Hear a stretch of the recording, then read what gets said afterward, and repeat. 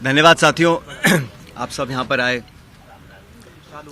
सबसे पहले तो आप जानते हैं कि कल शाम को कर्नाटक राज्य में प्रचार समाप्त हुआ है और कल यानी 10 तारीख को वहाँ पर मतदान है।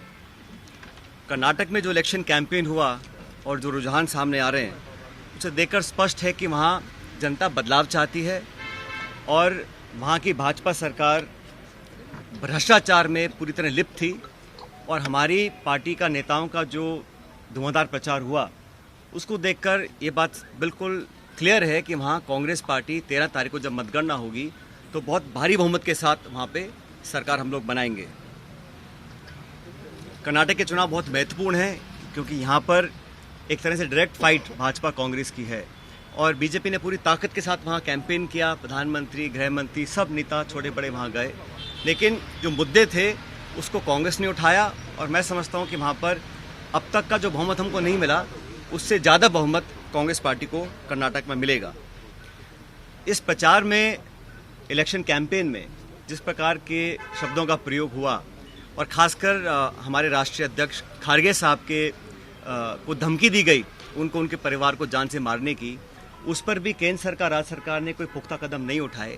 तो ये एक निम्न स्तर की राजनीति है और इसका हम सबको खंडन करना चाहिए। मैं कड़े शब्दों में इस प्रकार की वारदातों की निंदा करता हूं और उम्मीद करता था कि भाजपा के लोग इस प्रकार का पक्षपात रवैया नहीं अपनाएंगे और खारगे साहब जी को जो धमकी मिली वो एक तरह से बौखलाहट का परिचय था। साथियों, आप ये भी जानते हैं कि एक बात तो और स्पष्ट हो गई है। सामान्य मुख्यमंत्री जी का भाषण परसों धौलपुर में हुआ और उस भाषण को सुनने के बाद मुझे ऐसा लगता है कि सामान्य मुख्यमंत्री जी की नेता आदरणीय श्रीमती सोनिया गांधी जी नहीं है, बल्कि उनकी नेता वसुंधरा राजे सिंधिया जी हैं। उनकी नेता सोनिया गांधी जी नहीं हैं, बल्कि उनकी नेता वसुंधरा राजे सिंधिया जी हैं। और एक तरफ ये कहा जा रहा है कि हमारी सरकार को गिराने का काम भाजपा कर रही थी, दूसरी तरफ कहा जाता है कि सरकार को बचाने का काम वसुंधरा जी कर रही थी। तो ये जो विरोधाभास है इसको समझाना चाहिए। आप कहना क्या चाह रहे हैं ये स्पष्ट कर देना चाहिए। आप सबको मालूम है, सरकार बनने के बाद मैं प्रदेश का उप मुख्यमंत्री था, प्रदेश अध्यक्ष था और 2020 में देशद्रोह, राष्ट्रद्रोह के मुकदमे में मेरे पर कार्रवाई करने की कोशिश की गई थी। अनेक ऐसे प्रकरण हुए और हम सब लोग, और मैं स्पष्ट करना चाहता हूं कि मैं और हमारे कुछ साथी सरकार में नेतृत्व परिवर्तन चाहते थे। अपनी बात को लेकर हम दिल्ली भी गए और अपनी बातों को रखा। उसके बाद अखिल भारतीय कांग्रेस कमेटी ने लगातार चर्चाएं हुई और आज वो दुनिया में नहीं है, स्वर्गीय अहमद पटेल साहब, लेकिन उनके माध्यम से सब नेताओं से मुलाकात हुई और एक कमेटी का गठन हुआ, AICC ने किया। उसमें माखन साहब, वेणुगोपाल जी और अहमद पटेल जी सदस्य थे और उस कमेटी का एक काम था। और कमेटी जब गठन हुआ उस समय हम सब की बात सुनकर हमारी बातों को एक्सेप्ट किया गया और एक रोड मैप तैयार किया गया। बहुत सारी बातें उसमें थी, मैं उसका उल्लेख नहीं करूँगा, लेकिन कमेटी का गठन हुआ और उसके बाद चाहे वो राज्यसभा के चुनाव हों, चाहे विधानसभा में मतदान हो, पार्टी का प्रचार हो, कांग्रेस को मजबूत और ताकतवर बनाने के लिए हम सभी साथियों ने जी जान से कोशिश की और मेहनत की और 2.5 साल का जो कार्यकाल निकला वो इस बात का प्रतीक है। अनुशासन तोड़ने का काम कभी भी किसी ने नहीं किया। मुझे बहुत कुछ कहा गया, कोरोना, गद्दार, निकम्मा आदि, और जो ये आरोप परसों लगाए गए, ये 2.5 साल से मैं आरोप सुन रहा था। लेकिन हम अपनी पार्टी को और सरकार की छवि को नुकसान नहीं पहुंचाना चाहते थे। इसीलिए मुझे लगा कि जो प्रकार का भाषण दिया गया, मैंने पहली बार देखा कि अपनी सरकार को, अपने ही विधायकों को, अपने नेताओं को बेइज्जत और बदनाम करने का काम हो रहा है। कांग्रेस के विधायकों को तो बदनाम करने का काम हो रहा है और भाजपा के नेताओं का गुणगान हो रहा है। ये समझ से परे है। इस प्रकार का जो काम हुआ वो बड़ा गलत है। और हम सब लोग जो दिल्ली में गए थे अपनी बात को रखने के लिए, किन लोगों पर आरोप लगाए जा रहे हैं? ऐसे लोग जो पब्लिक लाइफ में 30, 40, 45 साल से हैं। 3 दिन पहले मैं बाड़मेर में था। सम्मानी हेमाराम जी 1980 से विधायक हैं। उनकी क्या छवि है, मतदाता, पब्लिक, उनके क्षेत्र के लोग उनको अच्छी तरह जानते हैं। उनकी क्या क्रेडिबिलिटी है और क्या पब्लिक लाइफ में उनका अब तक का इतिहास रहा। ओला साहब, जिनके स्वर्गीय पिताजी 1957 से चुनाव लड़ रहे हैं, बड़े बड़े पदों पर रहे। और हेमाराम जी ने तो अपने नौजवान बेटे की मौत में और याद में एक छात्रावास बनाया है। 100 करोड़ की ज़मीन तो उनकी बाड़मेर में, निजी ज़मीन को उन्होंने दान किया समाज के लिए, लोगों के लिए। पैसा इकट्ठा कर 22 करोड़ का हॉस्टल बनाया 150 बच्चों के लिए, गरीब बच्चों के पढ़ने के लिए। इन सब लोगों पर इस प्रकार के आरोप लगा देना मैं समझता हूँ बहुत गलत है, बहुत निंदनीय है। और मैं सिरे से इन बेबुनियाद और झूठे आरोपों को नकारता हूँ। बहुत से साथियों को मंत्री बनाया सरकार के अंदर, बड़े बड़े पद दिए गए। कोई चेयरमैन है, कोई कॉर्पोरेशन में मेंबर है, कोई पार्टी के पदों पर बैठे हैं। 3 साल हो गए। ऐसे लोग जो पब्लिक लाइफ में रहे, जिन्होंने अपना नाम कमाया, जिनकी एक साख है, उन पे आरोप लगा देना कि आप चंद रुपए में बिक गए, मैं इसको बहुत गलत मानता हूं। और 3 साल से कोई कार्रवाई आपने नहीं करी, ये बहुत बड़ा सवाल उठता है।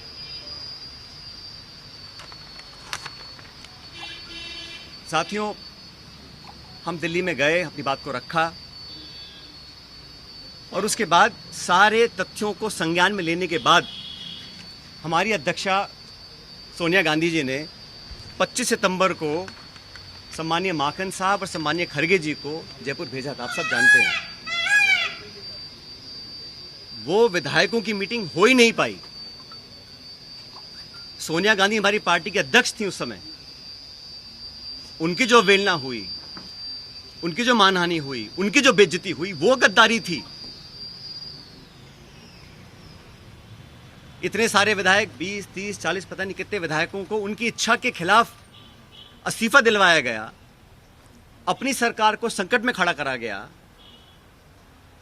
बहुत से लोग आरोप लगाते हैं कि मोदी और शाह के कहने पर इस्तीफे दिलवा दिए गए। अब ये बात मुझे बोले और मैं जाके मंच पे इस बात को बोलूं, ये शोभा देता है क्या? तो मुझे लगता है कि अब तक जो हुआ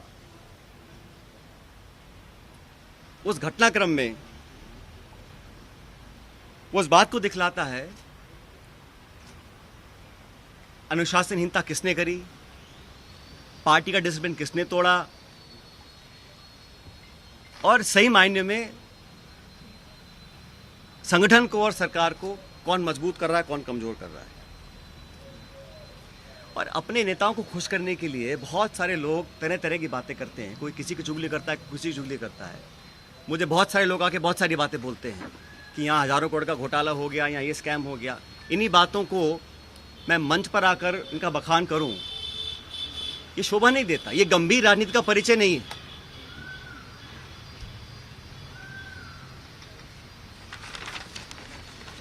इसीलिए मैं, आप जानते हो, पिछले 1.5 साल से चिट्ठियां लिख रहा हूं वसुंधरा जी के कार्यकाल में जो तमाम गंभीर भ्रष्टाचार के आरोप हमने लगाए, अशोक गहलोत जी ने लगाए, मैंने लगाए, मंचों पर लगाए, प्रेस कॉन्फ्रेंस करके लगाए, उनकी जांच क्यों नहीं हो पा रही थी। अब मुझे समझ में आ रहा है कि ये जांच अब तक क्यों नहीं हुई। मेरे चिट्ठियां लिखने के बावजूद मैं 11 अप्रैल को जयपुर में अनशन पर बैठा इस मांग को लेकर। लेकिन अब मैं नाउम्मीद हूं क्योंकि तथ्य सामने आ रहे हैं। कार्रवाई क्यों नहीं हो और क्यों नहीं होगी, ये बात भी स्पष्ट हो चुकी है। इसलिए मैं ऐसा मानता हूं कि हम लोग जो पब्लिक लाइफ में हैं, जनता ही भगवान है और जनता जनार्दन के सामने हम सबको नतमस्तक होना पड़ेगा। मैंने करप्शन की इशू को लगातार उठाया, पहले भी उठाया, आज भी उठा रहा हूं, आगे भी उठाता रहूंगा। जब जब मैं वसुंधरा जी के करप्शन की बात करता हूं या जो पेपर लीक हुए जिसमें लाखों बच्चों के भविष्य पर सवाल चिन्ह खड़े हो गए, उस पर कोई जवाब नहीं आता। इसलिए साथियों, मैंने निर्णय लिया है कि आरपीएससी, जहां से कई सारे पेपर लीक हुए, बहुत सारी वहाँ पे खबरें आई कि वहाँ पे तमाम भ्रष्टाचार हो रहा है, अजमेर स्थित आरपीएससी है। मैं 11 तारीख को, परसों, अजमेर से एक यात्रा निकालूंगा। जनता के बीच जाकर जनता की आवाज़ सुनेंगे, जनता के मुद्दों को उठाएंगे और जैसा मैंने शुरू में कहा, जनता जनार्दन है, तो जनता के बीच जाना हम सबका दायित्व बनता है। और जो करप्शन के इश्यूज़ हैं, जो नौजवानों के इश्यूज़ हैं, जो पेपर लीक और पेपर कैंसिल के और नौजवानों के हितों से जुड़े मुद्दे हैं, उनको उठाकर मैं एक जन संघर्ष यात्रा निकालने जा रहा हूं, जो 11 तारीख को शुरू होगी अजमेर से और जयपुर की तरफ हम लोग आएंगे। लगभग 125 किलोमीटर की यात्रा है। जन संघर्ष यात्रा लोगों के हितों के लिए, करप्शन के खिलाफ, नौजवानों के संरक्षण के लिए। उनकी आवाज़ को हम सुनेंगे, उनकी आवाज़ को बुलंद करेंगे और मैं समझता हूं कि सही निर्णय तब लिए जाएंगे जब जनता का पूरा हमारा साथ होगा, जनता का पूरा प्रेशर होगा।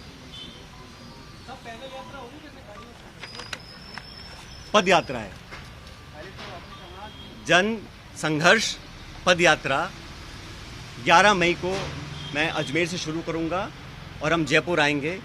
लगभग 5 दिन का समय इस यात्रा में लगेगा। तो जैसे मैंने कहा, ये यात्रा किसी के विरोध में ना होकर करप्शन के विरोध में है, नौजवानों के पक्ष में है। जो तमाम जनता में आज मुद्दे हैं, जो इश्यूज़ को लेकर हम राजनीति करते हैं, जिन इशू पर मैं हमेशा अपनी बात रखता आया हूं, उनके बीच जाकर, उनकी बात सुनकर, उनकी आवाज़ बनने की हम लोग कोशिश करेंगे। और ये अभियान शुरू होगा 11 तारीख को। आज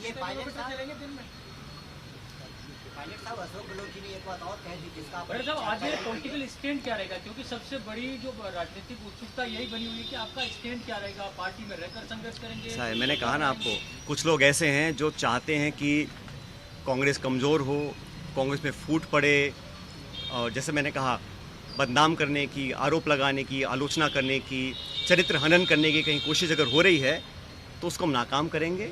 हमारी पार्टी को जो लोग कमज़ोर करना भी चाहते हैं उनको हम होने नहीं देंगे। लेकिन पब्लिक इश्यूज़ पे जो मेरा स्टैंड पहले था, वही स्टैंड आज भी है और आगे भी रहेगा। और जो करप्शन हुआ, जिसको हमने सैकड़ों बार पब्लिक में उसको एक्सेप्ट किया, उस पर 4.5 साल तक हम कोई कार्रवाई नहीं कर पा रहे हैं। मैं अब समझ रहा हूँ कि वो कार्रवाई हम क्यों नहीं कर पा रहे थे। कोई कारण तो होगा। मैंने चिट्ठियाँ लिखी, अनशन किया, आवेदन किया, आग्रह किया, बार बार किया, जोड़ कर किया। अगर कार्रवाई नहीं हो रही थी तो अब मुझे समझ में आ रहा है कि वो कार्रवाई क्यों नहीं हो रही थी। लेकिन किसी भी नेता से बड़ी जनता होती है, तो जनता के समक्ष हम जाएंगे, इन बातों को रखेंगे। और जो लाखों लाख बच्चों के पेपर कैंसिल हुए, जिनके माँ बापों ने अपना पेट काट कर उनके ट्यूशन के पैसे दिए, उनको 2 साल मेहनत करवाई, जो कभी ओवरेज हो सकते हैं, जिनका भविष्य के आगे उनको पता नहीं वो क्या करेंगे, जो विश्वास और जो एक क्रेडिबिलिटी होती है, अगर वो सिस्टम से ख़त्म हो जाएगी तो फिर आने वाला समय बहुत मुश्किल होगा। इन तमाम बातों को लेकर मैं जनता के बीच में जाऊंगा और लगातार पैदल यात्रा करेंगे अजमेर से 11 तारीख से।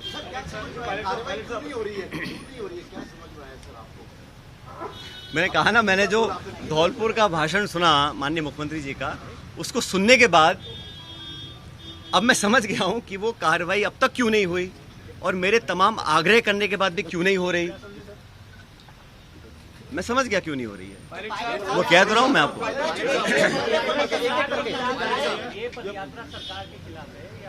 ये मैंने शुरू में कहा, ये यात्रा किसी के खिलाफ नहीं है, ये यात्रा करप्शन के खिलाफ है, भ्रष्टाचार के खिलाफ है, ये यात्रा नौजवानों के पक्ष में है, उनके हितों की रक्षा करने के लिए है और जनता के बीच हम सबको जाना भी चाहिए। हम जनता के बीच जाएंगे नहीं और हम अपने ही विधायकों को, अपने ही मंत्रियों को, अपनी सरकार को बदनाम करते रहेंगे, बेइज्जत करते रहेंगे तो हम जनता के बीच चुनाव लड़ने कैसे जाएंगे 6 महीने के बाद?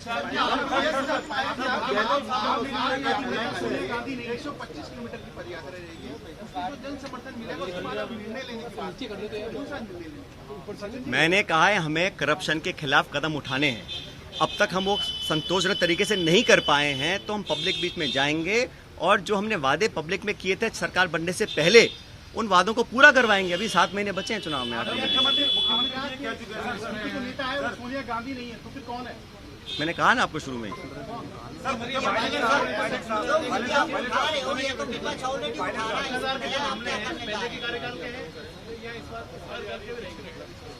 भाई करप्शन तो कहीं पर भी हो उसके विरुद्ध हम, चाहे वो कांग्रेस पार्टी हो, हमारी सरकार हो, हम तो खुद ही कह चुके हैं कि हमारी जीरो टॉलरेंस है करप्शन के खिलाफ। उस पर हमें खरा उतरना है। और जो मुद्दे संज्ञान में आए थे, मैंने पूरा लिस्ट पिछली बार आपको किया था, उनमें से कहीं कहाँ कार्रवाई हुई है?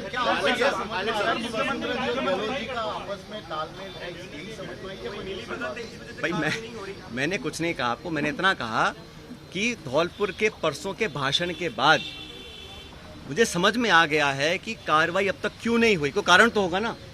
जिस बात को मैं 5 साल लगातार बोल रहा हूँ, सरकार में आने के बाद नहीं कर रहा हूँ, तो क्या कारण थे? वो कारण सामने आ गया। उसी भाषण में मुख्यमंत्री ने कहा कि एआईसीसी से पैसा दिलवा देंगे। उसी भाषण में मुख्यमंत्री ने कहा। इसका जब ऐसा है, मैंने आपको शुरू में कहा कि मैं किसी पे आरोप लगा दूं कि इसने 1000 करोड़ खा गया, 10,000 करोड़ खा गया, 1 लाख करोड़ खा गया, उसका कोई मतलब नहीं है। पब्लिक लाइफ में अगर तथ्य प्रमाण किसी के पास हैं तो कार्रवाई कर देनी चाहिए थी। अब तक क्यों नहीं करी? और ये जो पैसे की बात है, जिन लोगों का पूरा राजनीतिक जीवन सिर्फ पैसे के दम पर पनपा हो, शायद उनको हर चीज़ में पैसा नोट दिखाई देता है। ऐसा नहीं है। पब्लिक जज्बात भी कुछ होते हैं, पब्लिक वोट भी कुछ होती है, पब्लिक इमेज भी कुछ होती है। जिन लोगों की राजनीति सिर्फ पैसे के दम पर चलती आई हो, उनको हर चीज़ में अगर पैसा दिखता है, उसका मेरे पास कोई जवाब नहीं है। मैं 3 साल से बातों को सुन रहा हूँ। मैंने बार बार कहा है कि करप्शन के खिलाफ हम सबको लड़ना है। अगर किसी पे कार्रवाई करनी तो कर देनी चाहिए थी। इंतजार किस बात का है? और जिन लोगों पे आरोप लगा रहे हैं, समझना चाहिए उनकी 30, 40, 50 साल की राजनीति है। हम भी बड़े बड़े पदों पर रहे हैं, केंद्र में रहे हैं, राज्य में रहे हैं, निर्वाचित रहे हैं, पब्लिक के सामने काम किया है। अगर कोई उंगली उठा सकता है बता दे हमारे को। इस तरह के आरोप लगाने से, सुन ले मेरी बात, इस तरह के आरोप लगाने से कोई किसी का लाभ नहीं होने वाला है। आरोप तो मैं भी लगा सकता हूँ, जबान खोलने में क्या दिक्कत है किसी को, लेकिन हम संयमित रहे। तमाम गालियां खाने के बाद भी हमने पार्टी का अनुशासन नहीं तोड़ा, आज भी नहीं तोड़ रहे हैं। हम चाहते हैं कि हम पब्लिक की बात को उठाते रहें, सच्चाई के लिए लड़ते रहें, युवाओं की बातों को रखें। आरोप लगाना बड़ा आसान होता है, लेकिन पब्लिक को जवाब देना बड़ा मुश्किल होता है। एआईसीसी का नाम लिया गया सर, एआईसीसी का नाम लिया गया। आपको नहीं लगता कि वहां से भी खंडन होना चाहिए? अरे मैं कह रहा हूँ, किसी को किसी भी करप्शन के चार्ज कहीं किसी पर भी हो, अगर तथ्य हो तो कार्रवाई कर देनी चाहिए। अब तक क्यों नहीं करी कार्रवाई किसी ने भी? ये आरोप लगाना, सुनिए मेरी बात, विधायकों पर, कांग्रेस के विधायकों पर, जिनके दम पर हम मुख्यमंत्री बने हैं, सोनिया गांधी जी जिनके आशीर्वाद से मुख्यमंत्री बने हैं, आप उन्हीं को बदनाम करेंगे, उनकी आलोचना करेंगे, उनको बेइज्जत करेंगे, तो पब्लिक सवाल नहीं पूछेगी हमसे 6 महीने के बाद। इसलिए इस प्रकार के निराधार आरोप लगाना कोई बहुत गंभीर राजनीति का परिचय नहीं है। इसका क्या कह रहे हैं? मैं कह रहा हूँ ना, एक तरफ तो आरोप लगा रहे हैं कि भाजपा सरकार गिरा रही थी, दूसरी बात कह रहे हैं कि वसुंधरा सरकार बचा रही थी। तो मैं समझ नहीं आया बोलना क्या चाह रहे हैं, कौन गिरा रहा था, कौन बचा रहा था? हमारा सब समझौता दिल्ली में हो गया, कमेटी ने निर्णय ले लिया, हम सब समझौते के बाद जयपुर आए, सदन में पेश हुए, हम सब ने एक स्वर से अपनी सरकार का समर्थन किया, हर मतदान कांग्रेस के पक्ष में किया, राज्यसभा का चुनाव हो, मध्य विभाजन हो, हर जगह 2.5 साल से हम सब लोगों ने अपनी कथनी करने में कोई फर्क नहीं रखा। मैं तमाम अपनी आलोचना सुनने के बाद जो मुझे कहा आप सब जानते हैं। मैं भी तर्क दे सकता था, जवाब दे सकता था, लेकिन मेरे अनुशासन में रहा। मुझे पार्टी की चिंता है, सरकार की चिंता है, इसलिए मैंने बोला नहीं। लेकिन इस प्रकार के पब्लिक प्लेटफॉर्म पर आकर अगर कोई किसी का चरित्र हनन करेगा तो उसका जवाब तो जनता को देना ही पड़ेगा। क्या आपको पार्टी छोड़ने के लिए मजबूर किया जा रहा है? मैं यात्रा निकाल रहा हूँ पब्लिक इश्यूज को लेकर, और मैंने कहा ना, अगर कोई चाहता है कि कांग्रेस को कमजोर करने की कोशिश करेगा तो उस कोशिश को हम नाकाम करेंगे।